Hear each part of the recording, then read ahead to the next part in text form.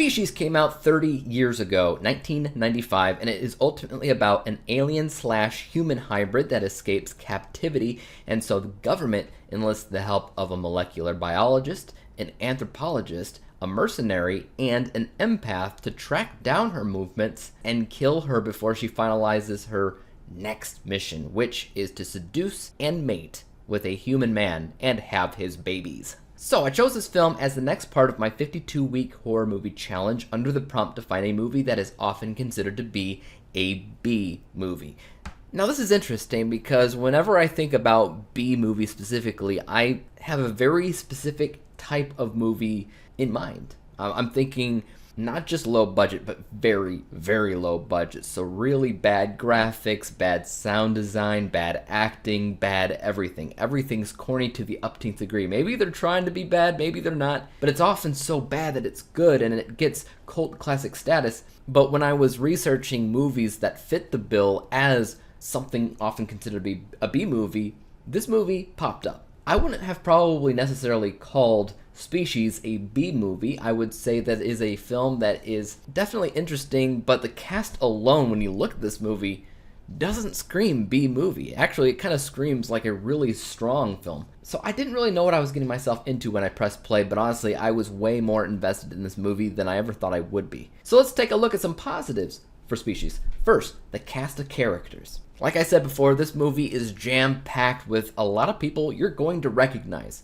Nearly everybody in the movie is recognizable in one way or another. You got Mr. Ben Kingsley, you got Forrest Whitaker, Michael Madsen, Alfred Molina, you got Catherine Willows from CSI, and even little Michelle Williams is in the film as a youngster. They're all recognizable people. The only person in this entire movie that I feel like isn't so recognizable would be Syl herself, the Species, which is Natasha Henstridge, I think her name is, and the weirdest thing about that is, even though she's the only unknown in the movie, at least for me, she makes this movie and this role of hers her own. The next positive of the film, I would say, is the alien lore itself. It's definitely a type of movie that has an idea of how things came to be and where it's going to go after the movie's done, but at the same time, it's not overcomplicating things and getting super convoluted. It's not so utterly simple either where it talks down to the audience. It's somewhere in the middle where it definitely feels like there's world building going on, there's lore there, and it's just interesting enough to keep watching.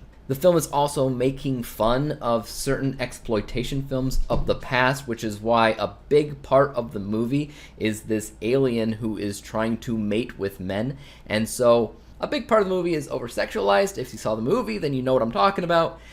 But you can't have it any other way. It wouldn't really make sense. It wouldn't have the same tone and feel that it does because it is hypersexualized. I just think in general this is a movie that is captivating. It is very interesting. It's funny at times. It's tense at other times.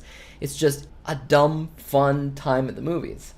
But what about some negatives? I honestly don't have a ton of negatives for Species. It is a product of its time, obviously, so the graphics in the film particularly aren't very good. So she is a hybrid, human and alien. And anytime that she turns into the alien version of herself, which is like a metallic type of looking alien, not unlike a xenomorph, like a lady xenomorph, it's not very good graphics. I mean, this movie came out in 1995, which is like the same year as Toy Story, right? And you know how the graphics looked in Toy Story. It looked fine because it was, it was toys, it was a kid's movie, but try to insert that into a horror film that is supposed to be tense and scary and in your face and believable, and suddenly it looks like hot garbage whenever she does this transformation things. It's okay because they do have some practical effects in the film as well when it came down to the gore and the makeup and the stuff like that. So I'm not going to complain that much because it's also part of the camp. When you watch the movie, it's part of the camp. It's part of why this movie is so goofy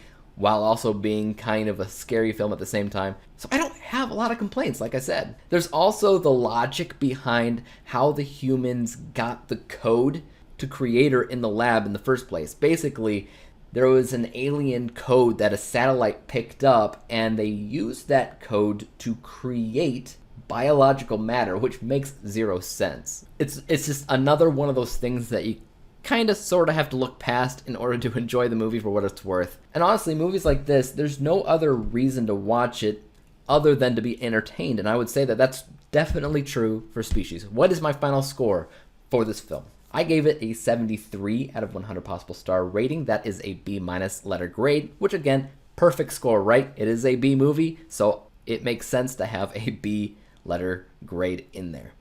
But what about you guys, though? Are you a fan of Species? Have you seen the other films in the same exact franchise? Because I am curious to check those out. However, this is a standalone movie. You definitely do not need to see sequels. Let me know. And as for YouTube, you guys know what to do. Hit the like, subscribe button, and the bell to be notified when I come out with my next movie review, whenever and whatever that may be on. And until that day comes, peace out.